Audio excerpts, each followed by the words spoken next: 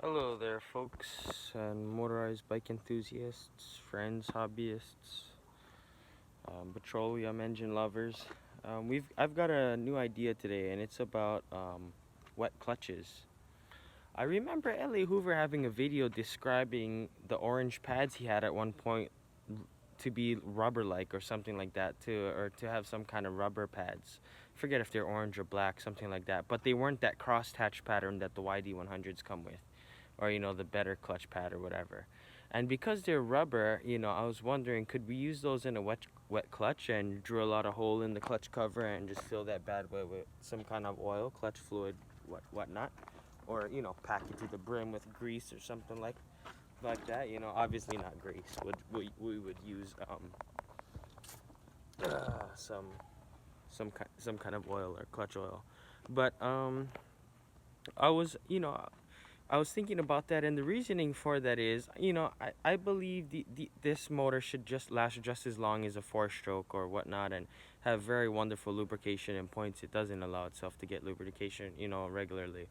So I'm thinking, that I really don't care if it burns out the clutches or whatnot, but I just think that the drive gear needs lubrication, the clutch gear needs lubrication, and most importantly, the clutch bearings.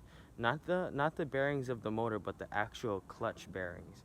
Because those other bearings are handled by throwing some grease down in here, and it'll kind of stay in there pretty well.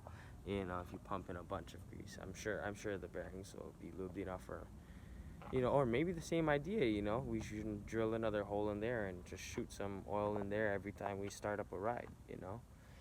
And then I've come to think about the camshaft and the clutch arm, whatnot. I don't mind, and the bucking bar. I don't mind if those wear down, and that bearing in there, those wear down, because those are relatively cheap, and I guess I wouldn't mind just buying a new set of those.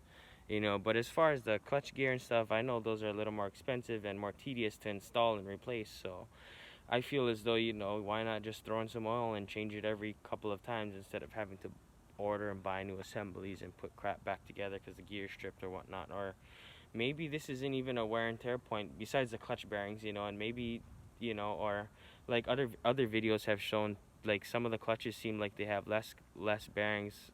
In some people say in the YD100s, they say they open it up, take out the old bearings, throw in new bearings, and make sure it's packed to the brim with bearings. And it kind of does seem so. When I looked at my clutch, I think I remember it having less bearings in it than being completely full, and that might be the clicking noise I'm hearing.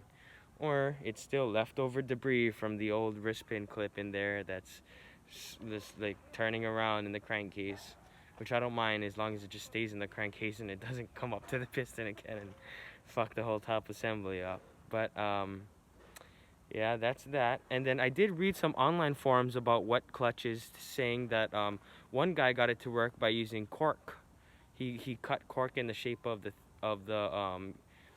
clutch pads, and it was kind of small, but as soon as the oil soaked up into the cork, it actually stretched out and fit in the clutch plate. And who knows if it's real? They haven't really made videos or whatnot, and I'm sure it's probably real, but like, what kind of cork did he use? It wasn't very detailed, but I'm really into the wet clutches, and I think these things need better lubrication in those areas. And that's about it for this video. Thank you very much, and have a safe ride. Aloha.